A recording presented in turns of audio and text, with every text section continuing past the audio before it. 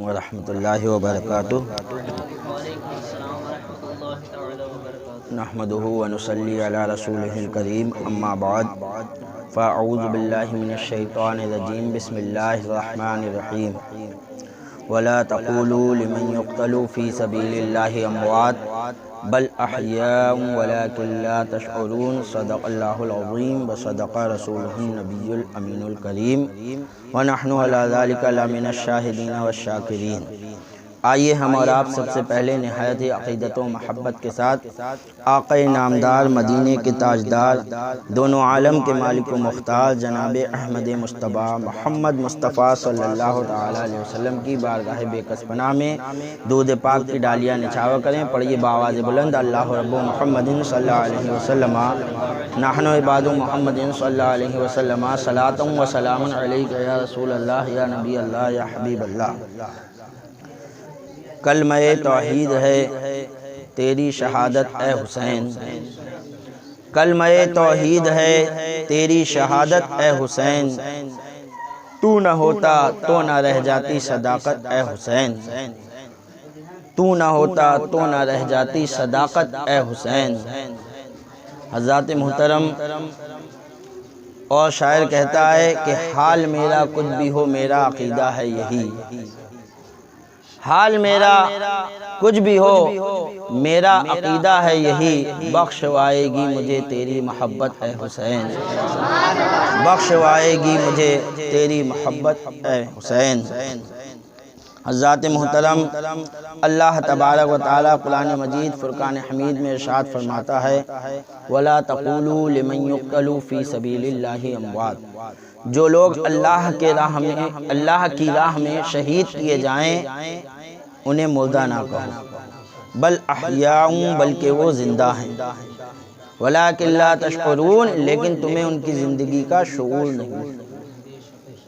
جو اللہ کی راہ میں شہید ہو گئے، اللہ فرماتا ہے وہ مرتے نہیں ہیں بلکہ وہ زندہ ہیں، لیکن تمہیں ان کی زندگی کا شعور نہیں۔ اور مسلمانوں کو منع کر دیا گیا کہ کوئی بھی ان شہیدوں کو مردہ کہہ کر نہ پکارے۔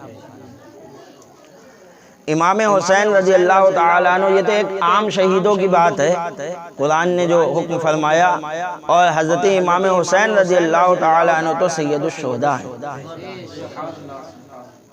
امام حسین رضی اللہ تعالیٰ عنہ نے کربلا کے میدان میں اپنے 72 جانثاروں کے ساتھ شہادت کا جام نوش فرمایا، اور یہ سب جانتے ہیں کہ یہ واقعہ کیوں پیش آیا۔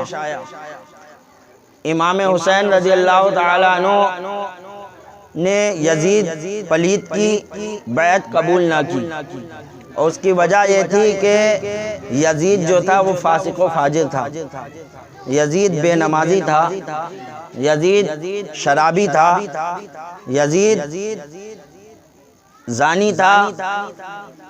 تو اگر امام حسین رضی اللہ تعالیٰ عنہ ایک فاسق و فاجر کے ہاتھ میں بیعت کر لیتے تو وہ اسلام کے قوانین میں جو ہے تمام بدعات کو شامل کر دیتا اور اسلام کا چہرہ بدل دیتا، اور اس نے کر ہی یہی دیا تھا کہ اس نے زنا کو عام کر دیا تھا۔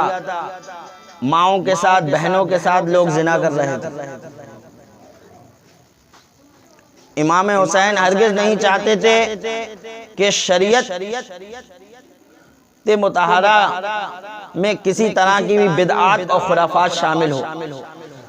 سنی مسلمانوں کو گناہوں سے بچانے کے لیے، کوئی دین کے نام پر گناہ نہ کر بیٹھے، اس کام سے روکنے کے لیے حضرت امام حسین رضی اللہ تعالیٰ عنہ نے کربلا کے میدان میں شہادت کا جام نوش فرمایا۔ لیکن اب بھی وہ کام کیا گیا کہ دین کے ہی نام پر محرم الحرام کے مہینے میں ڈھول تاشا باجا بجا کر تعزیہ بنا کر اسے اٹھا کر اسے دین کہا گیا۔ جس کام کو امام حسین نے روکنے کی کوشش کی تھی اور روک دیا تھا، ختم کر دیا تھا، آج اس روش پر کچھ لوگ امام حسین کا نام لے کر چلنے کی کوشش کر رہے ہیں۔ جانتے ہیں امام حسین رضی اللہ تعالیٰ عنہ کے ساتھی یکے بعد دیگرے کربلا کے میدان میں شہید ہوتے گئے، یہاں تک کہ پھر آپ کے بیٹے میدان میں آئے، حضرت قاسم میدان میں آئے، بڑی دلیری کے ساتھ لڑے اور شہید ہو گئے۔ حضرت علی اکبر میدان میں آئے، بڑی دلیری کے ساتھ لڑے اور شہید ہو گئے۔ امام حسین رضی اللہ تعالیٰ عنہ کے تمام ساتھی اور آپ کے بیٹے شہید ہو گئے۔ اب امام حسین رضی اللہ تعالیٰ عنہ اکیلے رہ گئے۔ ہر اپنے ساتھی کی، اپنے بچوں کی لاش اپنے کاندھے پر اٹھا اٹھا کر خیمے میں لاتے تھے۔ ذرا اندازہ لگائیے کیا بیتتی ہوگی حضرت امام حسین پر۔ ایسے عالم میں بھی جب سب شہید ہو گئے تو امام حسین رضی اللہ تعالی عنہ اب اپنی تیاری کر میدان جنگ میں جانے کے لیے۔ جب خیمے میں پہنچتے ہیں تو زین العابدین اٹھ کر کے کھڑے ہو جاتے ہیں، جو کہ بیماری کی حالت میں تھے۔ کہا ابا جان ابھی آپ نہیں جائیں گے، ابھی آپ کا ایک بیٹا باقی ہے، ابھی آپ کا ایک بیٹا باقی ہے، میں اپنے زندہ رہتے آپ کو جو ہے میدان جنگ میں ہرگز نہیں جانے دوں گا۔ کہا بیٹا نہیں، تم سے میری بہت امیدیں وابستہ ہیں۔ حضرت علی اکبر بھی شہید ہو گئے، حضرت علی اصغر بھی شہید ہو گئے۔ اب جو خواتین اہل بیت ہیں ان کے محرم میں صرف تم ہی بچے ہو، انہیں مدینے تک کون پہنچائے گا؟ تمہاری ماؤں کو، تمہاری بہنوں کو مدینے تک کون پہنچائے گا؟ یہ کام تمہیں انجام دینا ہے۔ اور بیٹا اگر تم بھی کربلا کے میدان میں شہید ہو گئے تو میری نسل کس سے چلے گی؟ حسینی سید کیسے آگے بڑھیں گے؟ تمہیں میری نسل کو آگے بڑھانا، تمہیں شہید نہیں ہونا ہے۔ یہ کہہ کر حضرت امام حسین رضی اللہ تعالی عنہ نے زین العابدین کو لٹال دیا بستر پر، اور پھر دوسرے خیمے میں تشریف لے جاتے ہیں۔ وہاں پہنچتے ہیں تو حضرت امام حسین رضی اللہ تعالی عنہ کی بیویاں، آپ کی بہن حضرت زینب، آپ کی بیٹی حضرت سکینہ آپ کو دیکھ رہی ہے۔ بہن نے دیکھا، بھائی جان کہاں جا رہے ہو؟ بیویوں نے کہا اے ہمارے سر کے تاج، اے ہمارے سرتاج، کہاں جا رہے ہیں؟ حضرت سکینہ نے کہا اے ابا جان ہمیں چھوڑ کر کہاں جا رہے ہیں؟ حضرت علی اکبر بھی شہید ہو گئے، حضرت علی اصغر بھی شہید ہو گئے، حضرت قاسم بھی شہید ہو گئے، اب ہماری دیکھ بھال کون کرے گا؟ رو رہی ہے حضرت سکینہ، لیکن نہ بیویوں کا رونا، نہ بہن کا رونا، نہ بیٹی کا رونا، کسی کا بھی رونا حضرت امام حسین کے قدموں کو روک نہ سکا۔ حضرت امام حسین نے کہا اے میری بیویوں، اے میری بہن، اے میری بچی، میں تم سب کو اللہ کے سپرد کر کے جا رہا ہوں، تمہارا اللہ نگہبان ہے۔ پھر حضرت امام حسین نے اللہ کے رسول صلی اللہ تعالی علیہ وسلم کا عمامہ اپنے سر پر باندھا۔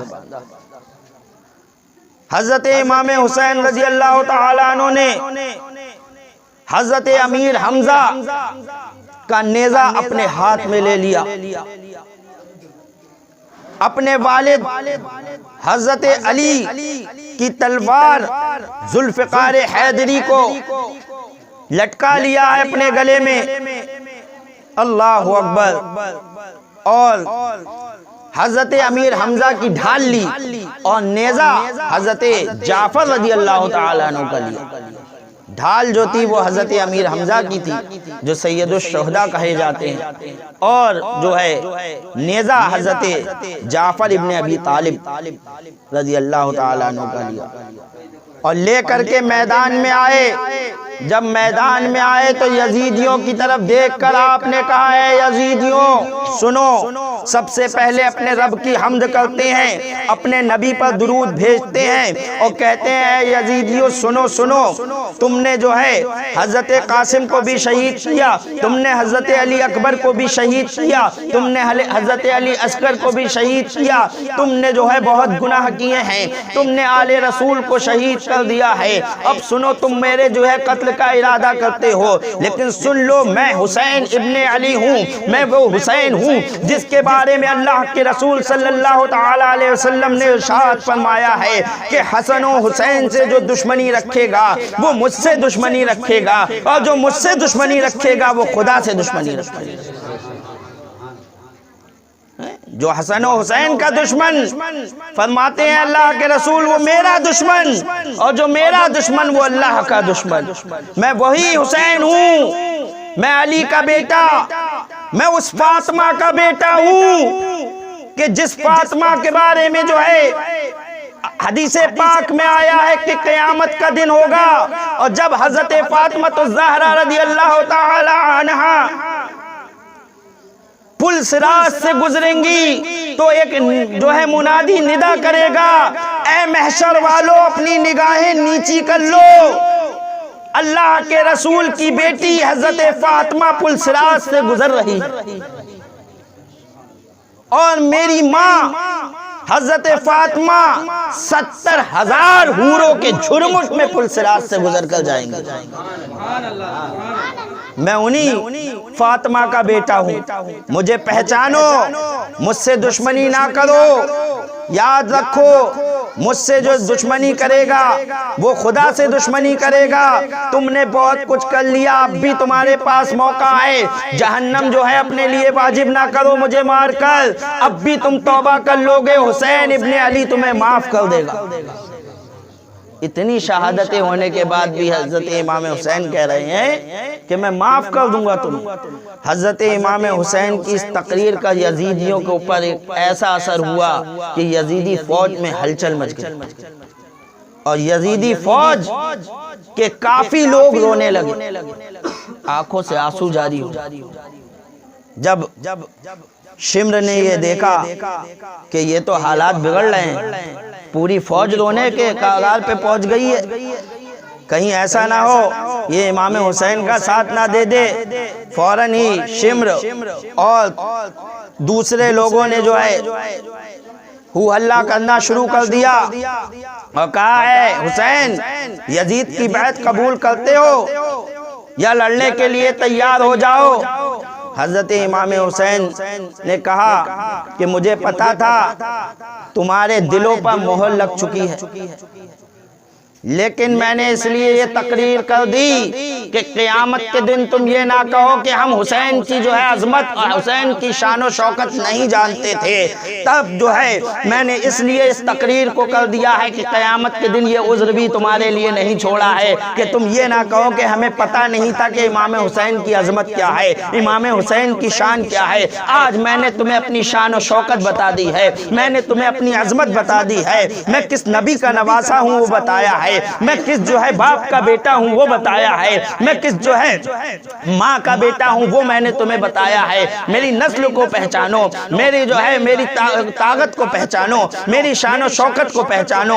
اب میں نے پوری بات تمہیں اپنی بتا دی ہے، پھر بھی تم ماننے کو تیار نہیں ہو تو لاؤ اپنا کون سا جو ہے پہلوان میرے مقابلے میں لانا چاہتے ہو لے کر کے آؤ۔ جب امام حسین نے یہ کہا ہے تو یزیدیوں نے جو ہے بہت بڑے بڑے پہلوان امام حسین کے لیے چھاٹ کر بچا کر رکھے تھے، کیونکہ جانتے تھے کہ علی کے شیر کو قابو میں کرنا آسان نہیں ہے۔ بڑے بڑے نامور جو ہے ملک شام کے شیر جو ہے پہلوان تھے، بڑے بڑے جو ہے پہلوان جو نامی گرامی پہلوان تھے، جو منٹوں سیکنڈوں میں جو ہے لوگوں کو موت کے گھاٹ اتار دیا کرتے تھے، اچھے سے اچھا ان کے سامنے ایک سیکنڈ کے لیے بھی نہیں ٹک سکتا تھا، ایسے ایسے پہلوان امام حسین کے لیے مقابلے میں رکھے گئے تھے۔ ایک پہلوان آتا ہے امام حسین پر ایک بار کرنا ہی چاہتا تھا کہ ابھی تلوار نکال ہی رہا تھا، امام حسین نے اس کی گردن اڑا دی۔ تلوار نکالنے کا بھی موقع نہ دیا، دوسرا آیا تو اس کے بیچ میں سے 2 ٹکڑے کر دیے، تیسرا آیا تو سر پہ ایسا وار کیا کہ چلتا چلا گیا۔ اللہ اکبر، یکے بعد دیگرے جو ہے ایک سے ایک بڑا پہلوان جو ہے امام حسین کے مقابلے میں آتا چلا گیا، لیکن کوئی بھی پہلوان ایک وار کے بعد دوسرا وار کر ہی نہیں پایا۔ اتنا موقع ہی نہیں ملا کسی کو امام حسین کے سامنے ٹکنے کا کہ ایک وار کے بعد کوئی دوسرا وار کر پاتا، اس سے پہلے وہ قتل ہو چکا تھا۔ دنیا نے دیکھا کربلا کی سرزمین پر جو ہے بڑے بڑے نامور پہلوانوں کی جو ہے لاشیں پڑی ہوئی ہیں۔ اللہ اکبر، اب یزیدیوں میں کوئی نامور پہلوان نہ بچا، کوئی طاقتور پہلوان نہ بچا جو امام حسین کے مقابلے میں اتارا جاتا۔ یزیدی فوج میں ہلچل مچ گئی کہ امام حسین پر ایسے ہم قابو ہرگز نہیں پا پائیں گے، چلو مل کر یک بارگی حملہ کر دو۔ 22,000 کے لشکر نے یک بارگی چاروں طرف سے حملہ کر دیا ہے، لیکن وہ علی کا شیر تھا۔ 22,000 کا لشکر بڑا ہے، ادھر جو ہے ذوالفقار حیدری جو ہے امام حسین کے ہاتھوں میں چمکی ہے۔ اللہ اکبر، لکھنے والے لکھتے ہیں امام حسین جس طرف سے گزر جاتے تھے سر ایسے کٹتے نظر آتے تھے جیسے جو ہے پتجھڑ میں جو ہے پیڑ سے پتے جل رہے ہو، جدھر سے جاتے تھے یہی انبار نظر آتا تھا۔ دنیا نے دیکھا کربلا کے میدان میں یزیدیوں کے سر کٹے ہوئے پڑے ہیں، بہت کوشش کی یزیدیوں نے لیکن اس طرح بھی قابو نہ پا پائے۔ آپ حضرت امام حسین کی طاقت کا اندازہ لگائیے، 22,000 مل کر چاروں رخی حملہ کر رہے ہیں لیکن امام حسین کے سامنے نہیں ٹک پا رہے۔ جب یہ بھی کارگر نہیں ہوا، 22,000 مل کر بھی ایک علی کے شیر کو نہ روک پائے، کہا اب بھی نہیں جیت پائیں گے۔ اب 3 دن کے پیاسے 3 دن کے پیاسے امام حسین، اللہ اکبر، کہا کیا کریں؟ کہا نہ، اب قریب مت جانا، قریب جانے کا نہیں ہے، کیا کرو؟ دور سے تیر بس۔ تب جو ہے چاروں طرف سے امام حسین رضی اللہ تعالیٰ عنہ کے اوپر تیروں کی بارش کر دی دور سے۔ قریب جاتے تک جو ہے جانتے تھے کہ ہم نہیں جیت پائیں گے۔ جب تیروں کی بارش ہو رہی تھی امام حسین پہ بھی زخم آتے چلے گئے، آپ کے گھوڑے پر بھی زخم آتے چلے گئے۔ گھوڑا بھی اتنا طاقتور تھا کہ کئی زخم آنے کے باوجود بھی وہ چلتا چلا جا رہا تھا، لیکن جب زخموں کی تاب نہ لا سکا تو گھوڑا بھی گر جاتا ہے۔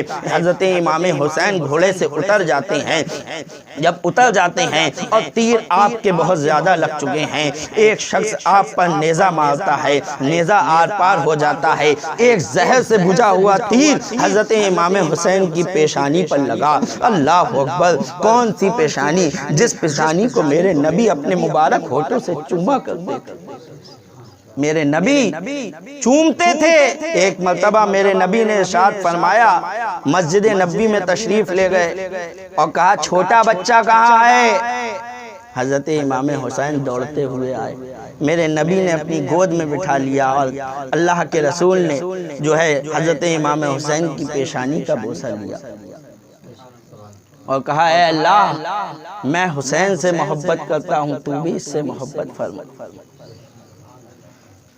تو بھی اس سے محبت فرما، اور لوگ بھی اور فرشتوں کو بھی اور لوگوں کو بھی، اپنی مخلوق کو بھی حکم دے کہ وہ اس سے محبت کرے۔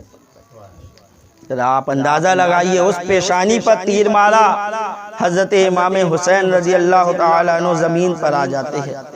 زمین پر آنے کے بعد 72 زخم آپ کے لگ چکے ہیں، پیشانی سجدے میں چلی جاتی ہے، اتنے میں شمر العین آ کر آپ کا سر مبارک جو ہے جو دھڑ سے الگ کر دیتا ہے اور آپ شہید ہو جاتے ہیں۔ انا للہ و انا الیہ راجعون۔ لیکن حضرت امام حسین رضی اللہ تعالیٰ عنہ نے شہادت کا جام تو نوش فرمایا، لیکن کبھی بھی کسی فاسق و فاجر کے ہاتھ میں اپنا ہاتھ دینا گوارا نہیں کیا۔ تو جس فسق و فجور کو ہمارے امام پسند نہیں فرماتے تھے، جس کے خاطر انہوں نے اپنی جان دے دی، ہم امام حسین کے ماننے والے وہ کام کیسے کریں؟ جب یزیدیوں کو یہ پتا چلا کہ امام حسین شہید ہو گئے، جیسے ہی دمشق میں یزید کے پاس یہ خبر پہنچتی ہے، پورے شہر کو یزید سجواتا ہے اور ڈھول اور تاشے بجاتا ہے۔ یہی 10 محرم کہ ادھر امام حسین شہید ہوئے، ادھر اس نے پورے دمشق کو سجوا کر بہت سجایا اور ڈھول اور تاشے بجوائے۔ اب آج ہم اور ڈھول تاشے بجاتے ہیں سنی لوگ، اور اس کو کھڑے ہو کر دیکھتے ہیں، ذرا آپ بتائیے یہ کس کی یاد تازہ کر رہے ہیں؟ یہ اسی یزید پلید کی یاد تازہ کر رہے ہیں۔ اب بتائیے اللہ تبارک و تعالی قادر ہے، وہ چاہے جب چاہے تو روک دے، اور اس نے اس بار دکھا بھی دیا کہ علماء سمجھا رہے تھے تم نہیں مانے، علماء سمجھا رہے تھے تم نہیں مانے، آج ایک کافر کے کہنے پر تمہیں روکنا پڑتا ہے۔ اللہ بتا رہا ہے کہ تم اپنے علماء کی نہیں مان رہے ہو، اگر علماء کی مانو گے اور رک جاؤ گے تو ثواب پاؤ گے، اور مجبوری میں رکو گے تو ثواب نہیں پاؤ گے۔ یہ تو مجبوری میں رکے ہو، یہ کوئی یہ نہیں کہ تم ہاں صحیح غلط سمجھ کے رکے ہو، مجبوری میں رکے ہوئے ہو، تمہیں روک دیا گیا۔ اللہ مالک و مختار ہے، وہ جو چاہے کرے، لیکن اگر تمہیں زبردستی روکا جائے گا تو اس پہ ثواب تھوڑی ملے گا، تو تمہیں روک دیا گیا، اگر چھوڑ دیا جائے پھر وہی کام کرو۔ مزہ تو تب ہے کہ علماء کی بات سنو اور اس پر عمل کرو اور اس کام کو چھوڑو، تو ثواب بھی پاؤ گے اور انشاءاللہ تعالی جنت بھی پاؤ گے۔ اللہ تبارک کیا کیا نہیں کرتے ہیں، لوگ فقیر بناتے ہیں بچوں کو اور کہتے ہیں امام حسین کا فقیر۔ کچھ عقل سے سوچنا چاہیے، یہ بتائیے امام حسین کا فقیر آپ نے بچے کو جب ہرا کپڑے پہنائے تو بنایا۔ الحمدللہ ہمارا عقیدہ تو یہ ہے کہ ہر سنی مسلمان اور اس کا ہر بچہ پیدائشی ہی امام حسین کا فقیر ہے، بنانے کی کیا ضرورت ہے؟ ارے بنائیں گے تھوڑی ہم تو پیدائشی ہی ان کے فقیر ہیں، ہم فقیر ہیں ان کے، اور جو جس کا فقیر ہوتا ہے اسی سے تو مانگتا ہے۔ اب فقیر بنایا امام حسین کا تو کس سے مانگو گے؟ تو تم تو محلے محلے گھروں گھروں منگواتے پھر رہے، امام حسین سے کب مانگو؟ ارے امام حسین کا فقیر بنایا تو امام حسین سے مانگو بیٹھ کر، تو امام حسین سے تو مانگا نہیں جا رہا، گھر گھر جا کے گھر گھر منگوایا جا رہا ہے۔ یہ سب جو ہے شیعوں کے رافضیوں کی باتیں جو سنی بھائیوں میں آ گئی ہیں۔ الحمدللہ ہم سنی مسلمان ادب کے دائرے میں رہتے ہوئے اپنے امام کا جو ہے یوم شہادت مناتے ہیں۔ اللہ تبارک و تعالی ہمیں اور آپ کو سب کو توفیق رفیق عطا فرمائے کہ ہم لوگ امام حسین کی سچی محبت میں جئیں اور سچی محبت میں مریں، اور جتنی بھی خرافات ہیں ان سب سے باز رہیں۔ وما علینا الا البلاغ۔ مجھ سے بولنے میں قصداً یا سہواً جو غلطی ہو گئی ہو میں توبہ کرتا ہوں، آپ سب بھی میرے ساتھ توبہ کیجئے اور یہ استغفر اللہ ربی من کل ذنب واتوب الیہ اور کلمہ طیبہ کا ورد کیجئے، لا الہ الا اللہ محمد رسول اللہ صلی اللہ علیہ وسلم۔ السلام